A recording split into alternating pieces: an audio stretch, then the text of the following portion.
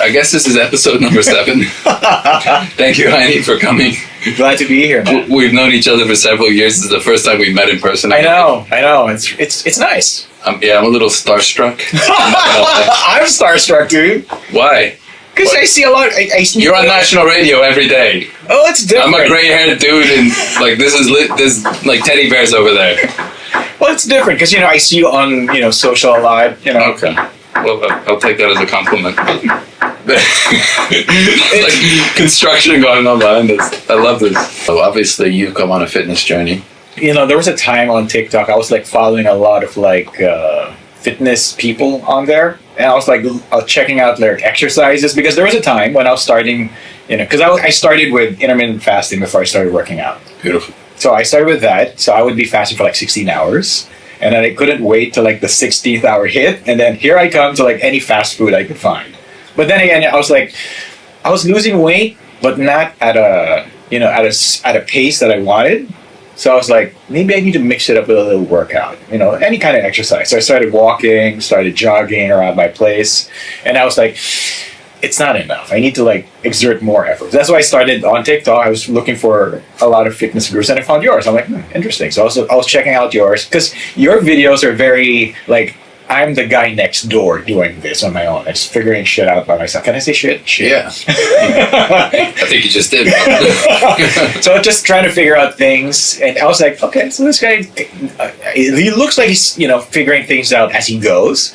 And I just ended up watching your content a lot. That's nice to hear. I try and keep it a little bit down to earth because, not everyone has the same background, skills, experience, time. So I try and be really open-minded too about my approaches because I realized even as an individual, like time has changed me too. So things that used to work for me don't work anymore.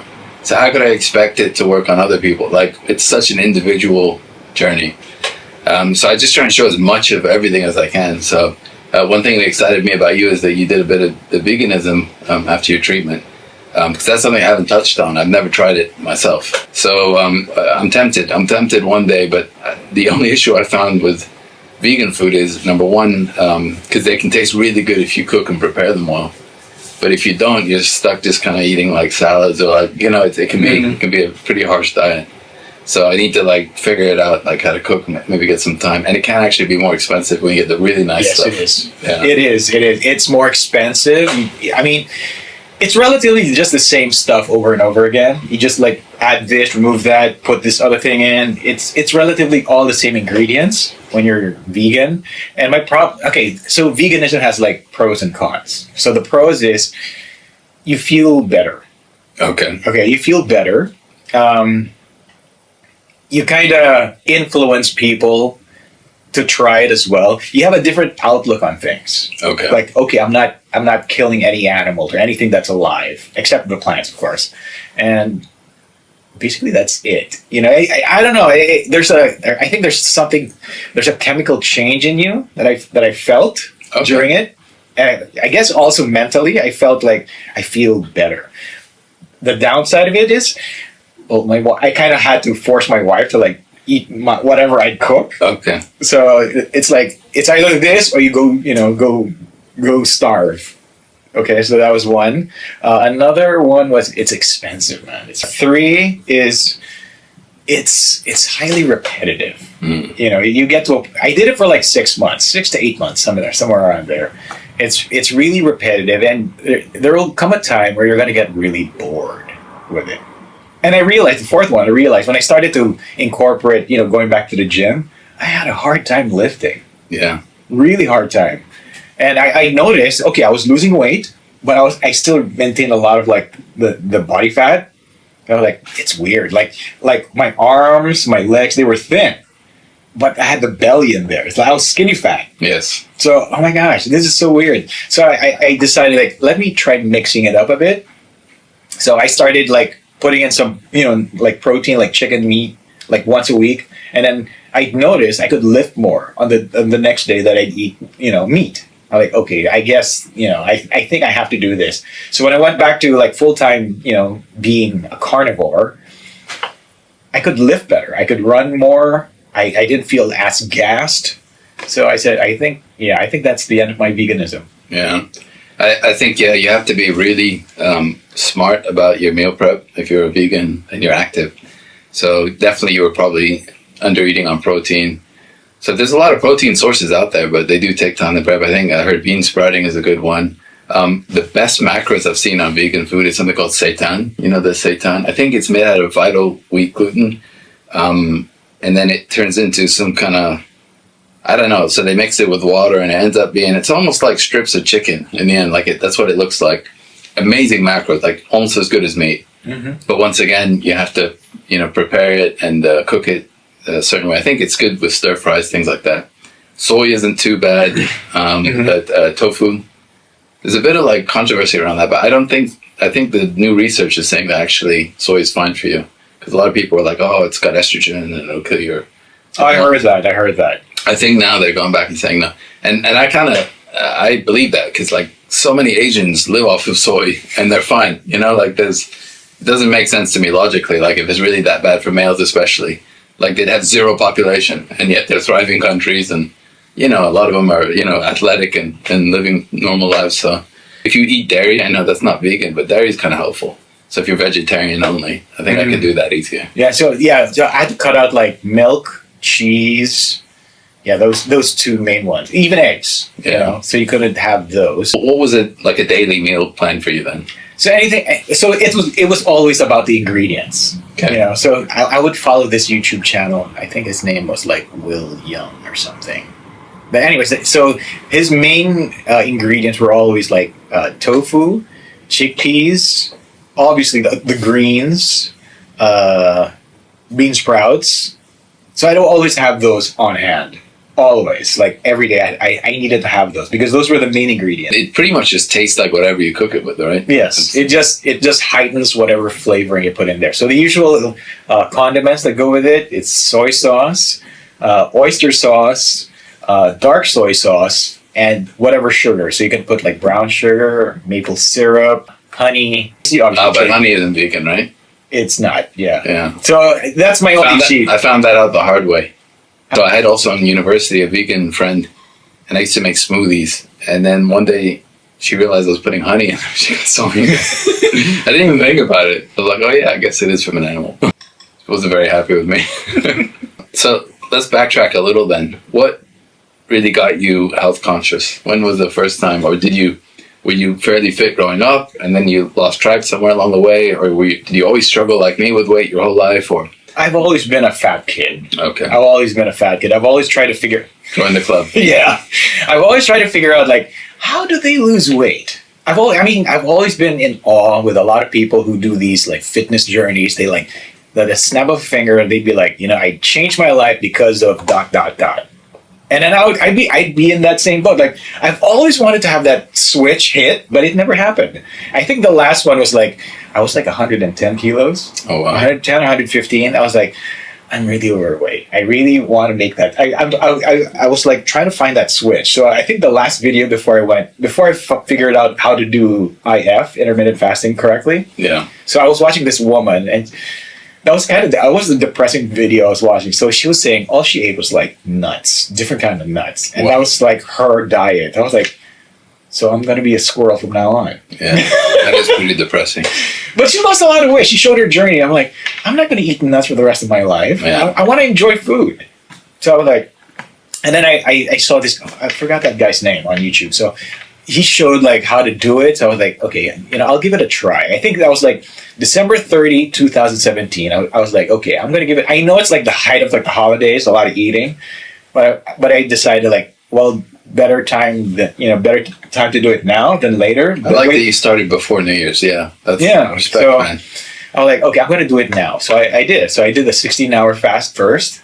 And boy, that was hard. Yeah. That was hard. You just went straight into 16. Cold turkey right into it. It was like, because usually in the morning I'd have like biscuits or any kind of fruit or any kind of pastry to start the day. And then like coffee. I'm like, okay, so the rules were only water, green tea, not much of black tea, and basically or black coffee. Yeah.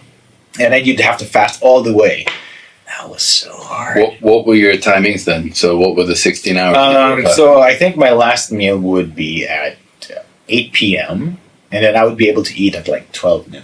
Okay. It's hard doing intermittent fasting with kids. It's hard. You know, I've seen a lot of creators who speak about it. It's really hard. So I remember now. I think my last meal would be at like 9 p.m.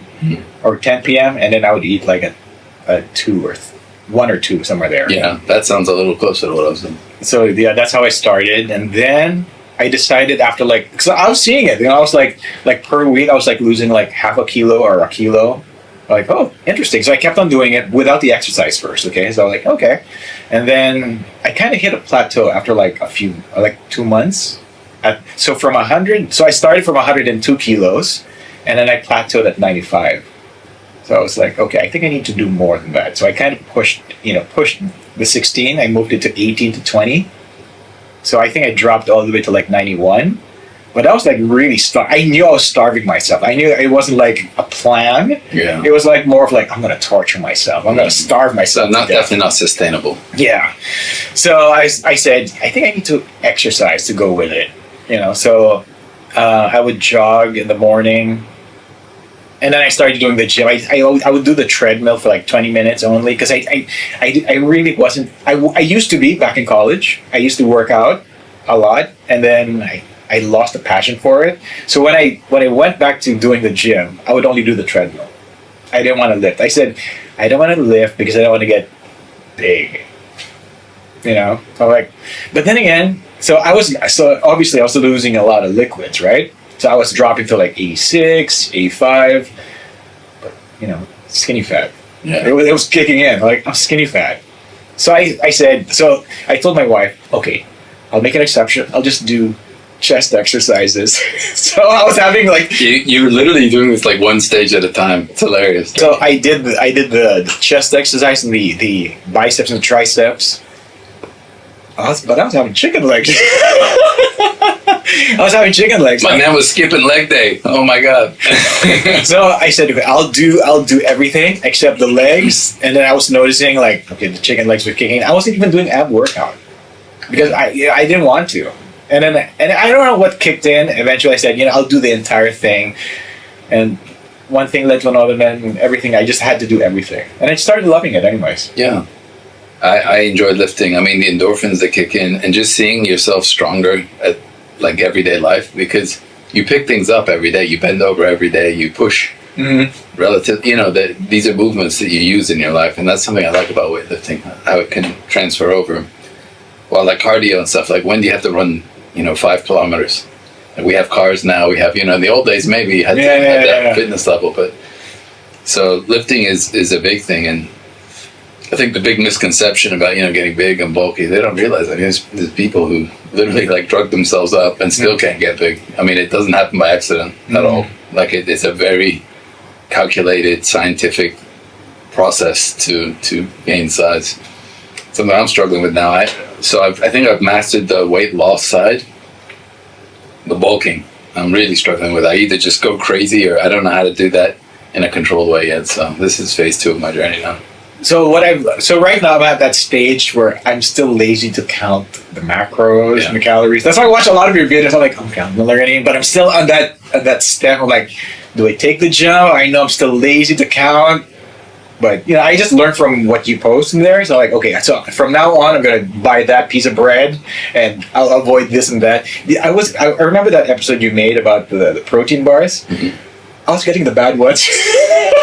I was like, oops, too much sugar. No, because you need to learn how to read the labels, and sometimes you could have been better off eating, a Snicker bar or something, so it's a shame. I mean, my suggestion would be just try it for like a week and commit. But you can keep it simple. Like, so the simpler you eat, the easier it is to do, because you're repeating meals over and over again. Some things like if it's just chicken breast, it's very easy to log that versus like really complicated dishes where you're adding all these ingredients. And so you just keep it simple, like a protein, a couple vegetables, like a couple pieces of fruit a day. And then you learn how to physically like put it into the app, and then you can start getting more brave, because then you're faster at doing that, the technical side of it. And then you can be more creative with your meals and stuff. But I learned so much about food, like things that I was always eating before that you don't realize. So like nuts, for example, like I used to think that was a protein source. So Same. you just thought it's, and then when you log it, you see that it's like 90% fat. It's like only a little bit of protein. You're like, this is fat. It's not actually protein. So, you know, you just flips your whole life around, where I used to like go for the nuts for protein. And now I'm like, no, it's just more of a treat or for just a balance. Because they're healthy. They're really good for you. But, you know, you can't have more than a small handful. Otherwise, you're going to really blow out your calories. So you just learn little things like that. But then I think now, like I'm aging. So now I'm realizing that I have to actually start being a bit healthier too. So at the beginning, I think me personally, I think your number one goal should be to not be obese at any cost. So I don't care if you're eating processed foods. I don't care if you're fasting, if you're running and killing yourself. I think that just by going, for me personally, from obese to not obese, so many sicknesses and issues I had went away. Same, yeah. Then there's a phase 2. So now you're like, okay, I'm in okay shape now. I'm no longer like at death's doorstep. But now I want to feel good when I wake up in the morning. My bones are starting to create, you know, I want to be able to play with my kids. Your goals change.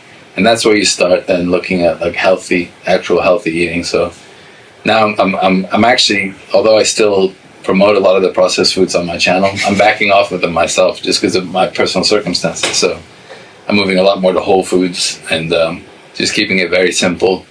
I'm probably going to go back into a lot of fasting. I'm going to eat 30 eggs a day. That's it. 30 eggs a day? 30 eggs a day. You're looking at me like I'm crazy, but there's this guy, Eddie, now. He's blowing up online. Eddie, I forgot his last name.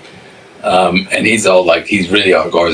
This is shit. Yeah, all the stuff you're eating, anything on the shelves is shit. Have you seen Is that the African American dude? Yeah. I think he's living in UK, but probably originally from, I don't know if he's from the Caribbean or something, but so he's British. I think I've seen this video. Yeah. He's so hardcore. And so I agree with like half of what he says, and then the other half I'm like, nah. I mean, he's just like, no, fruit will kill you. Fruit is so he's a bit extreme, but so he's like a huge proponent of eggs too, so he'll be really proud of me.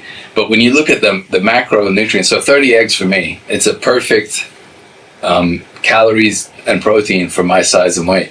It would be 2,100 calories a day and 180 grams of protein. That's like perfect what I need. And the only, I think, micronutrient missing from eggs, because they've got so much stuff in the yolks, like a lot of really healthy vitamins.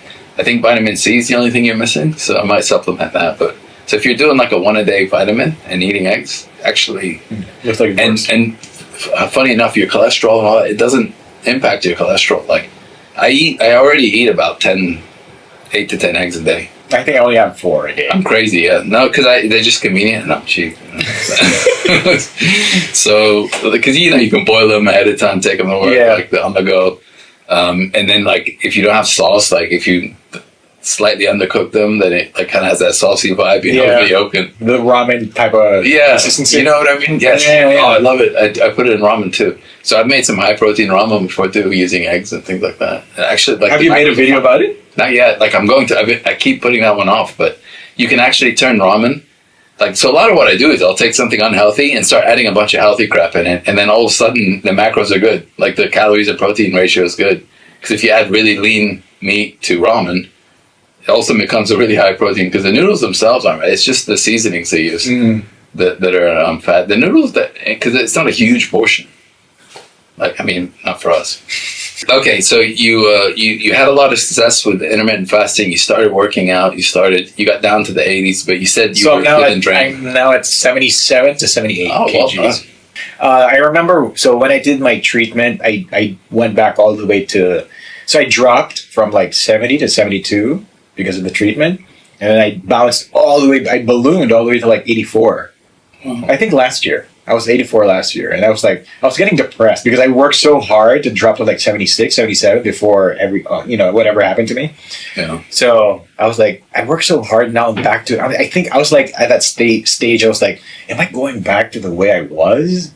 I didn't like that. So that's why I tried the veganism, and then I stopped that, and I just went back to like, okay, it's all about consistency. Remember what you did before. Yes. So I was like, okay, whole foods. So I would have so I don't count. Okay, so don't kill me. Okay. So no, you don't have to count. I think counting just at the beginning to have an idea. But I don't count hardly ever now too. Only when I'm trying to reset myself. So I would have like lettuce, green bell peppers, or red bell peppers. I'd put in like some cheese in there. Sometimes some cheese. Whoa. Some Easy cheese. cowboy. But that's not every day. What kind of cheese, out of curiosity? Oh. I'm a bit of a connoisseur. Gouda. Gouda, okay. So, but that would be something. Fat-free plastic crap I eat. No, but I used one of those too. Like the ones you recommend, I use those too. But that would be like whenever I get bored with my rabbit food. So I'd add some macadamia nuts sometimes. Oh, those are so nice, but they're so expensive, man. Ooh. Yeah, so I would like sparingly use them. Yeah. You know, like twice a week. Like I only put like 5 of them. And they just cut it in half, so it looks like it's a lot more than usual. It's like Christmas Day, it's wrapped in a box. Once a year, I get to eat them. Yeah, they're really expensive, but they're really tasty, and I really love them. So I'd have those. I'd put some so I'd make my own vinaigrette. So I'd put like olive oil, lemon, half a lemon, like a teaspoon of Dijon mustard, salt, pepper, just some water, just to balance the consistency of the olive oil, and that's it. Nice. And I have like turkey, cold cuts of like turkey breast. Yeah, those are so easy. Like, yeah, hacks. And they're really cheap. Like you can get them for like a pack for like 8 dirhams or something like that. So like, oh, really cool.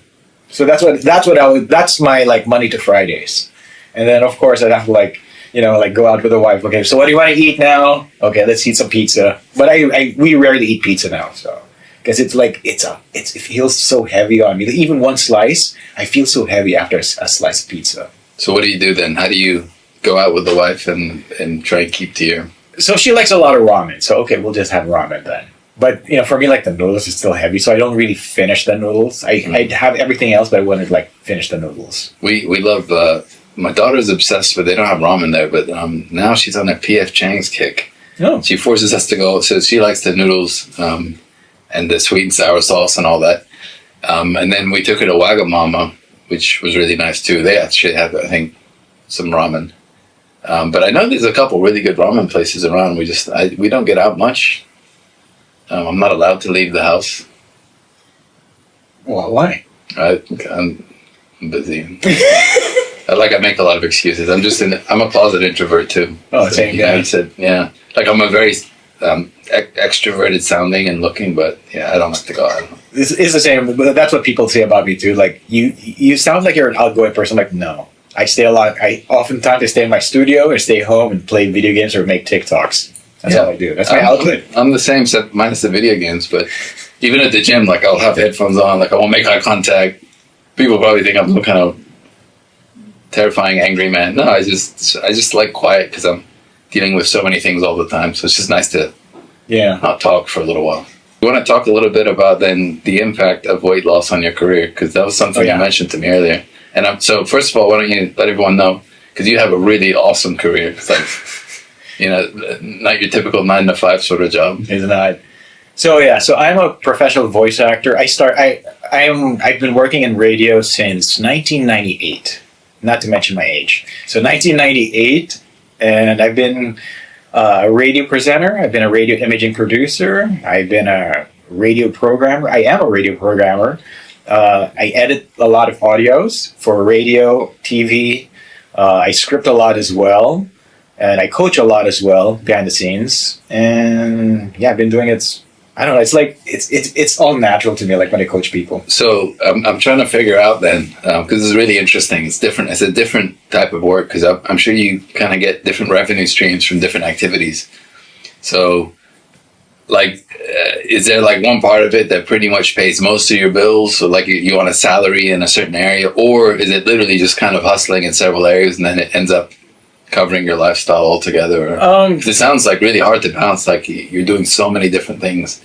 I don't know if they're linked to each other, or like maybe the radio station that a lot of your voice work maybe comes through there. I don't know. Like how does that work? How's the structure? I think when I started my career, I mean, when we all start our careers, we want to be indispensable, right? Yeah. So I started as a radio presenter, and that's all I did. I just opened the mic and then talk. I didn't know anything about like how the radio station would operate. I didn't know anything basically. And when you're a radio presenter, you can just like one day you're here, and the next, if like people don't like you, they don't like to listen to you, then your ratings drop, and the station can just get rid of you. And I didn't like that, so I extended myself to like scripting for the station, like scripting for like not the commercials, like whatever you hear, like the promos on the radio station. I extended myself there, and then after that, I was working with a producer, and she resigned. So but every day we would work, side by side. So I kind of had a feeling of like how she operated, but I didn't know how to operate, the software. So the producer, to the layman, then, what do they actually do?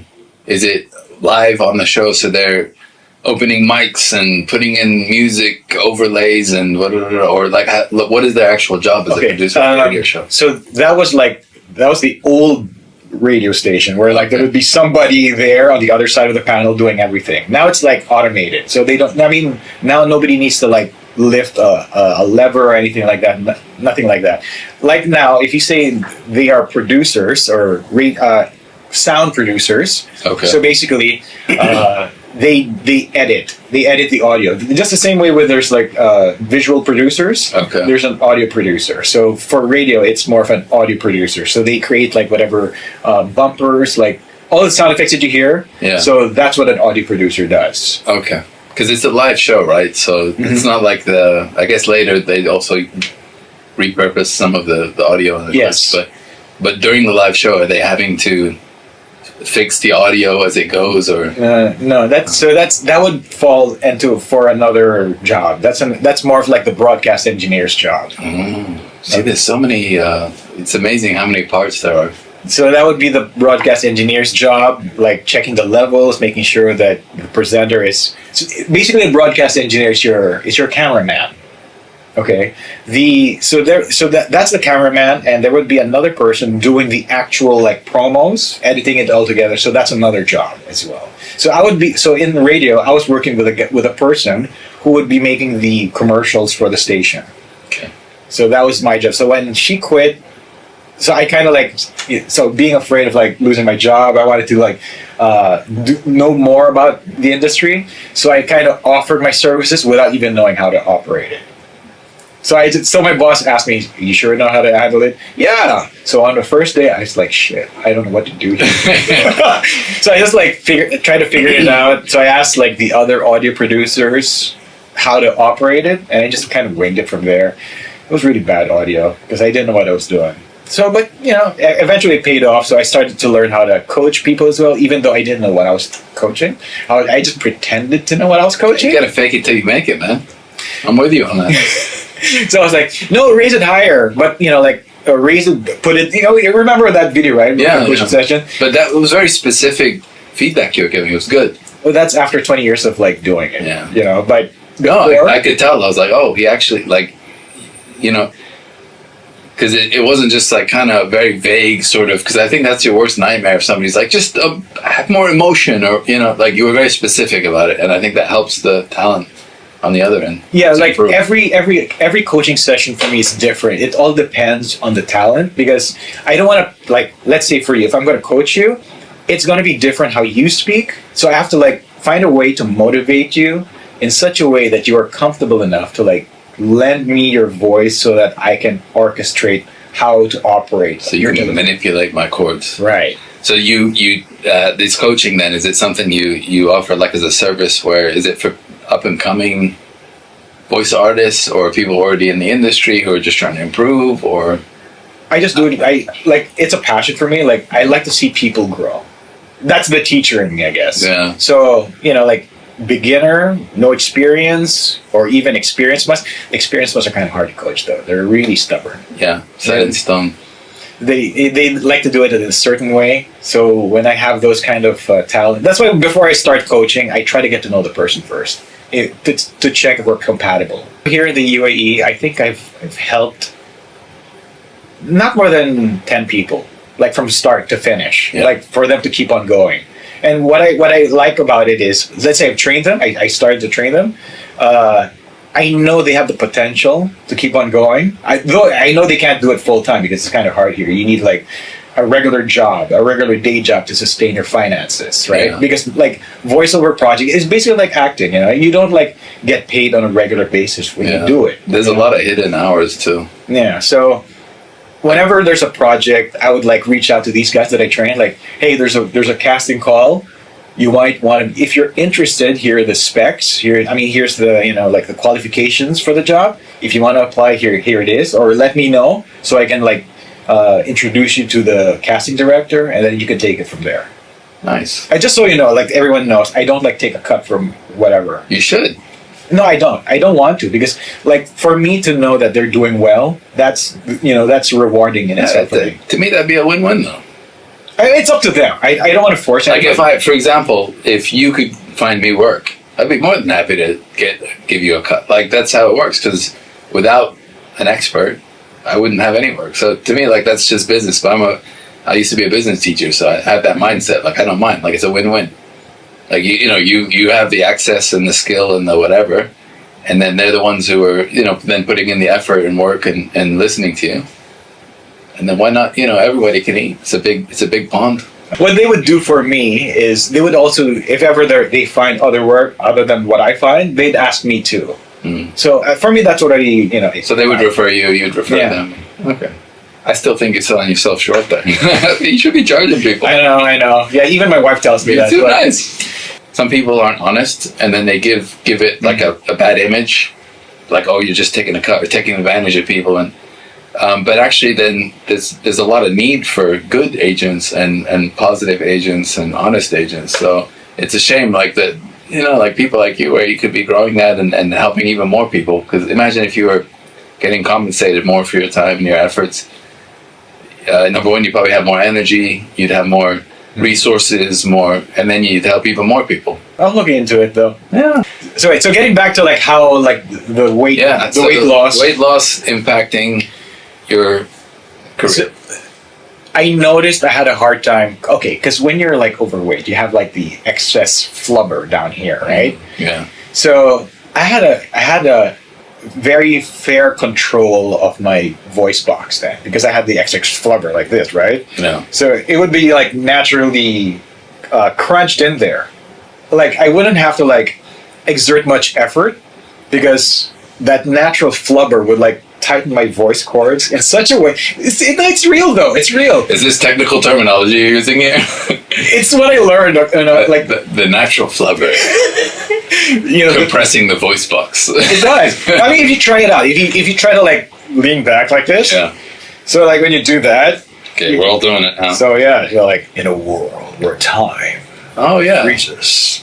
I even have a colleague who he's not obese in such a way because he has like a really long neck, and what he does, and I found it so interesting when I saw him do it. I'm like, I've never seen that in my entire career of voicing. I've never seen anybody do that. Okay, so what he would do, he would lift his shoulders all the way to this way, and then he'd lift his arms this way, and then he'd do that, and then he'd voice. Wow! Just to get that proper pressure on the And I was like, and when he delivered, I was like, oh my god, it works.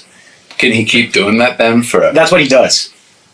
Wow! So for hours he can. Yeah, if he needs to do that trailer voice, because his normal voice is really thin. It's really squeaky.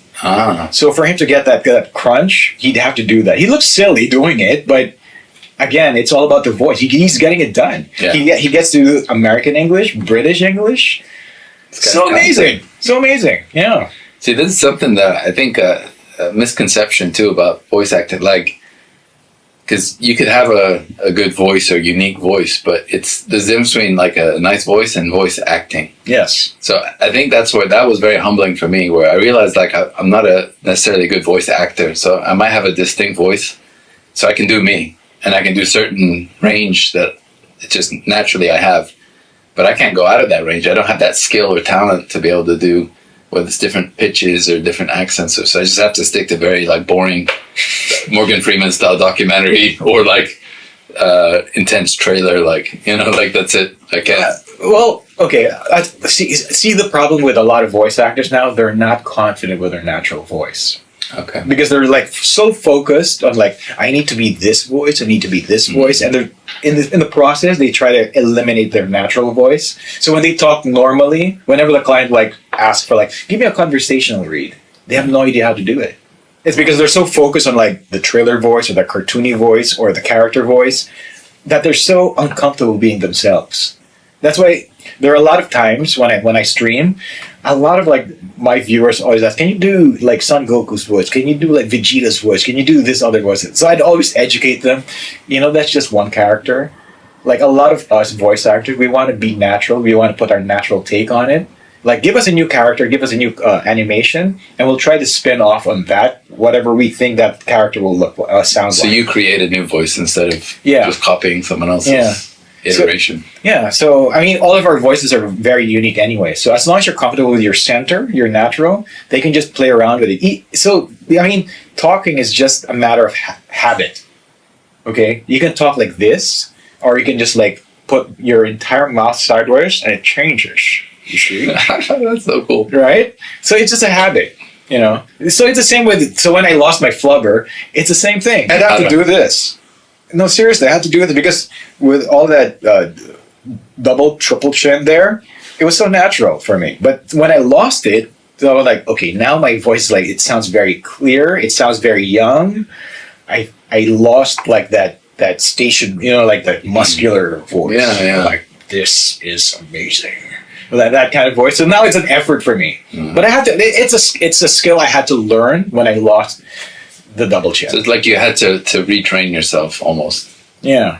It basically it's like if you lose like muscle mass and you have to like do a certain. Let's say if you lose muscle mass because of jogging, you have to like retrain to like lift heavy stuff. You know what I mean? Yeah. So it's the same thing. You got to build it back up again. Yeah. Okay. What about other effects though? Because did your confidence change at all? Did your personality change a little bit? The way people treat you change a little bit, or not so much? I learned that I could do other things. Now that it's clear, like there's no traffic in there, so I was like able to like raise my voice further. There's another thing. I don't know if you know this guy, Epic Trailer Voice guy, John Bailey. He's the voice behind Epic Trailers on YouTube. If you check how he voices right now, he still does it. He drops his chin all the way down there just to get that trailer voice. And he used to be overweight. Mm. So I totally get his journey as well. When he lost it, he had a hard time to like get that voice back. But in the process, he was like able to do so many more characters. And I noticed like when I was watching him before, I would sweat a lot just for voicing. Because it takes a lot of like, it's not just the voice itself, it's more of the diaphragm muscle. So we sweat a lot. Mm-hmm. It's basically like when you're pushing for a bench press. So it's the same function, So he and I would like literally sweat a lot. If it's like a really long session, like an hour session, you just keep on going and whipping it out there. I was sweating a lot. And when I got into shape, so I kind of lost the voice, but I wasn't gassed. So like this is interesting. I can keep on going. So many things are going through my mind now. Like I wonder how many calories an hour you burn voice acting.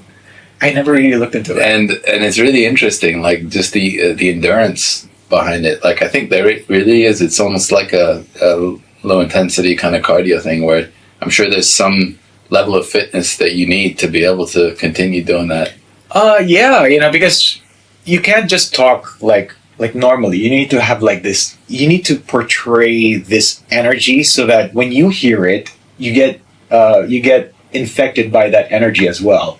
So let's say I'm doing a lot of like promo voices and let's say it's like a concert or even like a sports event that I have to voice for. I have to like I have to like exert that battle cry aura in me so that when you hear it, you feel that vibe too.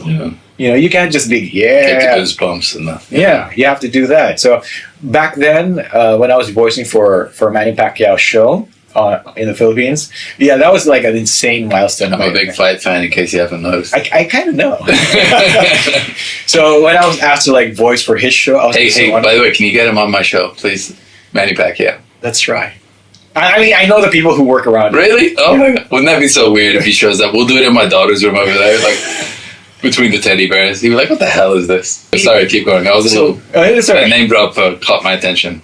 So I was so honored to do that. But yeah, I was like, all of his like segments, they were like high energy, and I was doing this for like 4 years on national TV. It was like so high energy. It was like a 30 to 40 minute show. And all of those segments, like, I mean, there would be like portions of the show where I would like drop my energy and go narration style. Yeah. And then there would be like high points in it. So you had to pace it really, like, yeah, know when to crank it up and then when you can kind of rest a little bit. And yeah. I don't know. I've got a lot of respect for this because the closest thing I've had to this experience was teaching. And I really struggled because I'm not trained properly in singing. So I speak from my throat. And by the end of the day, imagine it's 6 hours of talking. And these are kids and you have to be like really engaging and entertaining. And like my voice is at the end of every day. And somebody once told me like I should take like either singing class. It could help me a lot because then, you learn where to push from and where to, For me, it's all about pacing. It's all about pacing. Like I know what you mean. Like if you're talking to, I remember when I did that webinar. So I was just talking and talking. I was talking for like 2 straight hours, dude. Like 2 straight hours because they were just listening to me. Yeah. So I remember like towards like an hour and 30, I felt it like, oh my gosh, my voice. I'm losing my voice here because I was just talking normally. I wasn't like really pacing. And the way I was sitting, I was like kind of slouching. Because they were, I had my notes in there and I was just talking and talking and talking. I was like, okay, I didn't do it correctly this time. Because it wasn't really a performance. It was like me just naturally speaking. So, yeah. So if you're going to do it for hours and like you did that for like you teaching, but you would be standing, right? Yeah. So that did help. I never sat down when I was teaching. So that's another thing. Voicing when you're sitting versus voicing when you're standing. It's all about, you have to do it standing. Yeah. Don't sit. Because if you're sitting, I mean, if you're doing long narrations, like a lot of audiobook narrators do it for like 24 hours straight. If you can voice or speak when you're standing, it's much better. You burn more calories standing too, by the way. I know, yeah. You burn a decent amount, like about 100 calories an hour. No way. Yeah. But where'd you learn about this? Like 100 calories? Yeah, it's so like you look things up. Like I'm always looking at, because I realized a long time ago how little of an impact exercise and movement actually had on your calories. So almost all of it is just from being alive. So when it comes to like your calorie burn, right, there's some really good visual videos I've seen online where they put like either plates or to stack just to show how much. But around 70% of the calories you'll burn throughout the day are just going to be being alive. So if you're in a coma, you'll burn that same amount of calories. So for me, for example, they call that a BMR. For me, I think it's around 1,800 calories. So I will burn that many calories no matter what, even if I'm unconscious.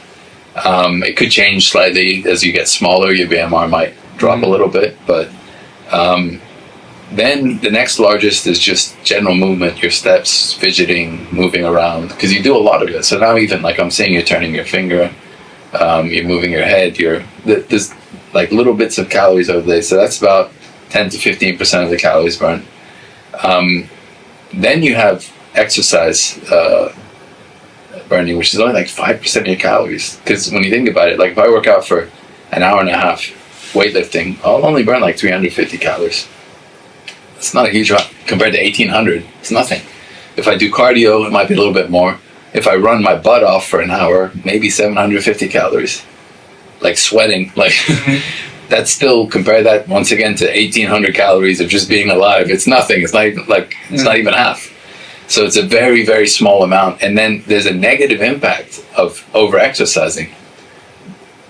You might have been moving and walking and fidgeting more when you're exercising less because you have more energy. If you run for an hour, you're exhausted. You're laying down the rest of the day. Now your NEAT, your non-exercise activity thermogenesis, whatever, your movement, like it shrinks. Plus your appetite explodes. So now you're going to eat more than you would have eaten, and you're moving less, and you actually end up like gaining weight as a result of running because it can undermine if you're not smart about your exercise. So I've looked into all these things like over the years, like, and just learned, because I did try and outrun a diet before because I have a big appetite, so I wanted to try and eat more, and I tried exercising like crazy and then eating whatever I wanted, and it just was not sustainable. because literally in 30 seconds I could gain back an hour of running just like that. I mean, it doesn't take a lot. I remember watching a video like you can jog for like 30 minutes and lose all of that just with a slice of pizza. Yeah, easily. So the smart thing to do is not overdo it. Pace yourself. I can still like splurge a bit, but it's like more planned. So for example, if I'm gonna go out and eat pizza, which is probably not the healthiest thing in the world, I'll either do some intermittent fasting, or maybe I'll do an extra workout, or like I'll plan around it. Mm-hmm. And then I never drink calories, so I'll make sure that it's just the pizza, not pizza plus sugary sodas, or like really unhealthy like juices and shakes and stuff like that, because that can just double your calories all of a sudden. It has to be a give and a take. You can't just take and then expect changes to happen. And another hack I do, is more of a psychological thing, but I'll just ask this guy what to do. Like, think about it. If you want to be something, you have to act like that thing. Like, fit people do fit things. True. And when you do fit things, you become a fit person. It's not like you become a fit person first and then you start doing the fit things. No, so you start off as unhealthy and unfit. You start taking these actions, and then all of a sudden you slowly turn into that person. And it's the same with anything else. If you want to be a wealthy person, you have to make a decision. What would a wealthy person? So before you do anything, let's say, so for fitness, I'll be like, what would Khabib do? What would Muhammad Ali do? What would Manny Pacquiao do? Would he eat this pizza and then just like pass out? Or would he maybe, go for a salad instead? Or would he eat the pizza and then make sure that he, didn't overindulge the rest of the day? And so immediately, like, it tells you what to do. Like, what would Manny Pacquiao do? This is what he'd do. Do this. That's a nice way of putting things in perspective. So every time you make a decision, ask yourself, well, so depending on your goal, so if I was trying to become a voice actor, I'd say, what would Heinie do? What would he? Would he, spend a little bit of time practicing his voice? Would he da-da-da-da? Or would he just waste the rest of the day on Netflix? And no, he would do that. And it really does help you make the right decisions. And then you just keep doing that, and you are that person now. Strangely enough that you said that. So whenever I'm in the grocery, so I'd be like looking, I'm like, what would Papa Fit choose here? Poor Heidi. We need to find you better role models, like successful ones. Do you like these replicas, by the way? Yeah, I was looking into that. So what are these? Yeah, so these are some toys. Like, I'm going to try and make more videos later. So it's nice. It's a nice visual. Like, this is a pound of fat. It's a lot. Like, so what people think, oh, I only lost 1 pound, 2 pounds. It's a lot. Now, you don't lose it all from the same place. Mm-hmm. And there's a lot of fat around your organs and around your... But a pound of fat loss, so not muscle, not water weight, because a lot of the weight we lose actually, like probably half of it actually isn't fat. But a pound of fat loss is significant. And wait, this is a pound? Yeah, this is a pound of fat. And then this is a pound of muscle. And what I like about this visual is look at the difference in size. Same weight, it's about half the size. So oftentimes, if you just stay the same weight, but you replace that 1 pound of fat with 1 pound of muscle, your body will shrink and look better and more solid. Yeah. And even down to the consistency. This is all jiggly, this is fine. Yeah. So it's just a nice visual where, so don't be discouraged, even if you, quote unquote, have 50 pounds to lose or whatever, even if you just do 1 pound for that month, you've lost this much off of your body if it's actually fat. So if you've been eating enough protein, working out, eating right, and you've only lost a pound of fat, you've lost this off your body. That's pretty good. It is. And then you might have even lost more because the scale may only say 1 pound, but you might have gained a little bit of muscle. So you might have even shrunk even more. So circumferences are a good hack too, measuring, not just looking at the scale, because then oftentimes you'll see progress, not just from, because, if you put on a bit of muscle, the inches and centimeters might be going down, but you might not necessarily see it on the scale. So especially around the waist, I like to do waist circumferences, so above my belly button, get around there, especially when I'm cutting. And then I'll realize, actually I'm doing pretty good, even though the scale hasn't moved that much. Circumference on your chest and shoulders is probably not a good idea, because if you're lifting weights, you want to actually get bigger there. That's my main thing. I weigh myself every day. Every couple weeks, I'll do the circumference, and then I'll take every 2 weeks, maybe profile pictures, so front, side, back, and then that's how I know if I'm doing a good job or not. At which part of the day do you weigh yourself? Always in the morning. Same here. You have to, because it changes anyway. There's so many fluctuations. What did you eat last night? Did you poop? How big of a poop did you do? Are you hydrated? Are you retaining water? For women, they have things like their menstrual cycles. So the easiest, most accurate time is in the morning after the toilet, either naked, butt naked, or wearing the same clothes so that, the weight of the clothing doesn't change. Because like my sweatpants, like can add like half a kg if I wear sweatpants versus boxers. So just make sure you're wearing the same thing every morning. But this is why I weigh myself daily. So some people think, oh, it's obsessive. But why would you weigh yourself every day? Because it's the only way to accommodate for the fluctuations. So it would take 2 weeks to actually properly, accurately know if you lost weight or not. You know why? You weigh yourself every day for 1 week, calculate the average. That's your weight for that week. Okay. So it's not the daily weighs. It's you take all 7 days that you weighed yourself, add them up, divide them by 7. So let's say it's 80.5. That's your weight this week. You do the same thing next week. So you might have one day where you're back up to 81, another day down to 79, Add them all together, you're 79.5. You were 80.5 last week, average, 79.5 this week, 1 kilogram loss week on week. And you just keep doing it. So you take the weekly average, because what that does is that one day that you just happen to not poop, and you were like 1.5 kilograms heavier, it's just poop. And you're like, it's, so it really can improve your relationship actually with the scale, where you're not freaking out as much over the daily fluctuations. Because there's times where people they happen to weigh themselves on the one day that they were a little bit heavier, and they might change their diet thinking it's not working, and can derail your plans. So that's my take on weight. So I love weighing myself daily, and it does make you obsess less, actually, believe it or not, when it's every day, because you realize, it always goes up this day after the weekend because I eat saltier food at my in-laws or whatever, and then it crashes again on Tuesday. So I'll be fine. Just wait till Tuesday. You see the trends. Yeah, So I would always weigh myself in the morning, butt naked, and then same here. So there came a time, like a few months ago, I kind of stopped being so obsessed with looking at myself on the weighing scale. Yeah. I don't know if you know, like Manny Pacquiao released his like ab workout exercise. Do you know that? I'll share it with you. He released it, like what he would do from start to finish. It's basically like a 30-minute workout of just abs. It's abs and like balance on your glutes and neck muscle. So it's just a very systematic way of like how he exercises and puts a lot of like like subconscious muscles into like his neck. I feel it too. At first it was like really painful, so I'd have to like support my neck by like putting my hands there, but eventually I kind of got the hang of it. So I'm obsessed with this workout now, and I'm starting to see some like cuts on my abs. I'm like, wow, I've never seen like cuts on my abs before. Well done. Except for the flubber. Yeah.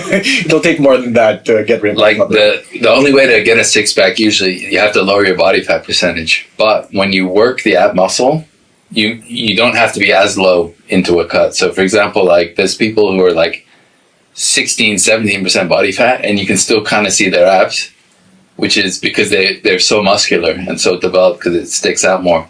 Well, me, for example, like because I don't do a good job training my abs, and in general, like I need to put on more muscle. I'd have to probably get down to like 12% body fat before you'd even start seeing my abs. So it can help long term. And then anyway, just the strength of those areas, like it can help with back pain and just having a strong core. There's a lot of side benefits. Neck too. Like I didn't realize it's a very underrated muscle, and very few people train it. But direct training to neck, fighters do it a lot. So they have to. Like you got to take a punch. So for them, it's life or death. But I think a lot of normal people could really benefit from neck training. Show me the video. We should do it together. We should duet each other. Do flutter kicks and So that video really helped. I started doing that like 3-4 months ago, and it's really nice. At first it's really hard. It's really difficult.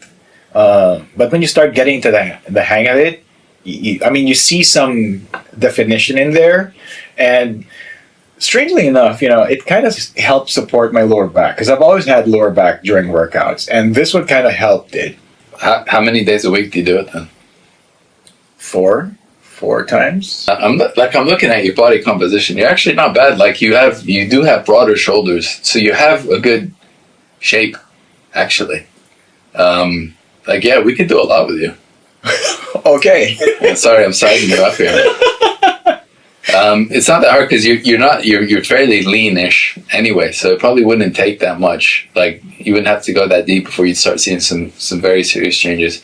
How tall are you? You're not that short either. 5'9". You're a decent height too, so it probably helps. But sorry, I can't help it. Like I always do. I do. It's a weird habit I've started to get now. Like now that I'm into bodybuilding stuff, I'll literally like look at guys and be like, oh man, if I put them on this program and I start like, designing their bodies for them, and man, if I just had a few weeks with that guy, I could really.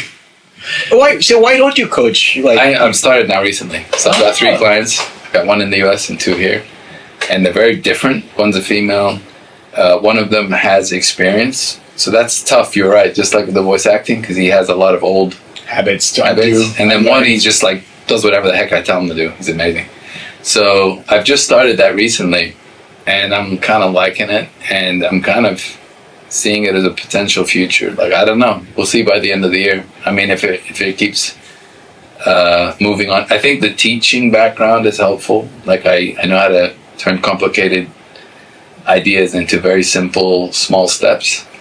And just my own personal background. I think a lot of people are comfortable with the fact that I used to be really overweight, because not all trainers are. Mm-hmm. You don't have to be overweight to help someone at all, but it can help, like when they get into those sticking points where you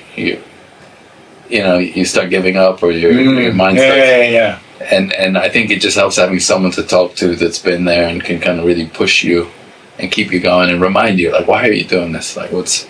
And then they're like, yeah, I'm going to keep going. Because that's all it is. It's just keep going and you'll get there. And you don't have to do it quickly. You don't have to do it perfectly. I mean, even if it takes you 3 years, like 3 years ago, you could have started and today you'd be in the best shape of your life. But you didn't. So, like, that's how you have to think. And it normally goes a lot quicker than you expect when you have that mindset. When you're not rushing, it actually moves faster than when you rush and then you just collapse and then go backwards, 3 or 4 steps. It's so funny how you're sharing this to me. It's like your mindset on being fit and coaching these people. It's the same mindset I have with like coaching, voice talents. It's exactly the same. Yeah, we're like, this is your universe. So basically, we're having a universal moment here. Yeah. Like the way you're speaking is like I could resonate with what you're saying, is because that's how I, coach people. Really interesting. It's like a Marvel movie, right? I know. 2 dimensions coming together. Am I saying it right? Because I actually don't want to. Yeah, you are. Yeah, the multiverse. There you go. There it is. So I've been posting fitness content for 2 years without making a single derm. So you can tell just by doing that. Okay, this is something that I'm legitimately interested in. So if you're able to do that, then that's the kind of job you want. You want the kind of job where you would do it for free, and you'd wake up in the morning and. So the trick is to try and scale it in a way that you can still feed your family, you can grow, you can be comfortable. So I'm a big fan personally of high ticket offer type things where, because that's where it becomes more sustainable. So, it's not cheap, but you're able to give a VIP service to a few people. You're able to really like customize it down to their level, give them open access to you, spend the really quality time instead of doing like hundreds of low ticket clients where you don't even know who they are barely, and you're exhausted and you're not really doing them a favor, and they're not getting the good results, and then you're not getting compensated, and you're not having a great lifestyle properly either. So you do a higher ticket, and then they actually end up, because you're fixing a huge problem for someone. So if someone comes up to you and says something really important to you, pay me this, and within 3 months you can have it, you'd be like, hell yeah, I'll pay you double. I don't care. So when I was obese, if somebody came up to me and said, give me 10,000 dirhams and in 6 months you'll be in perfect shape, I'll be like, here's 15,000. Like I'll take a loan.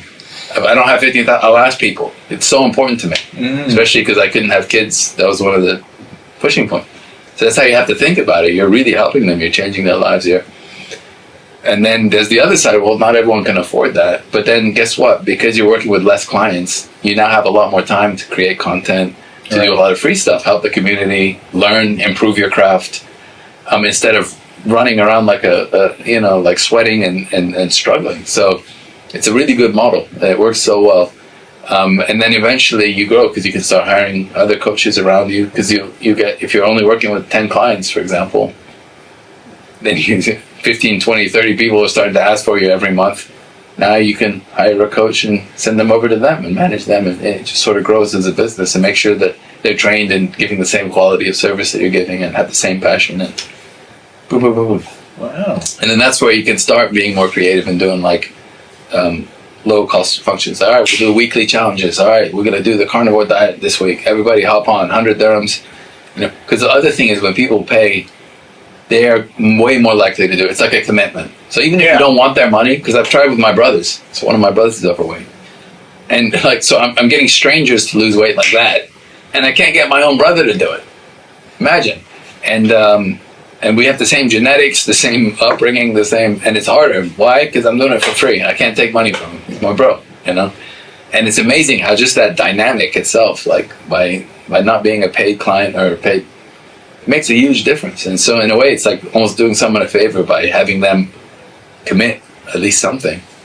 It's very psychological. So in business, it's, and oftentimes you raise prices and they appreciate it even more. Really? And there's a perception of value, quality. So it's something sometimes you do it not just because you want to, but it just helps them. They'll commit more, and then like you'll be surprised. Like the losing weight, for example, I look at it and I think you'll live longer. You'll probably save money on health and whatever issues.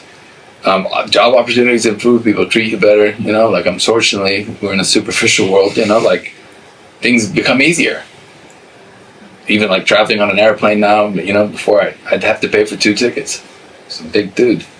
Really? I can fit in one seat. That was huge, man.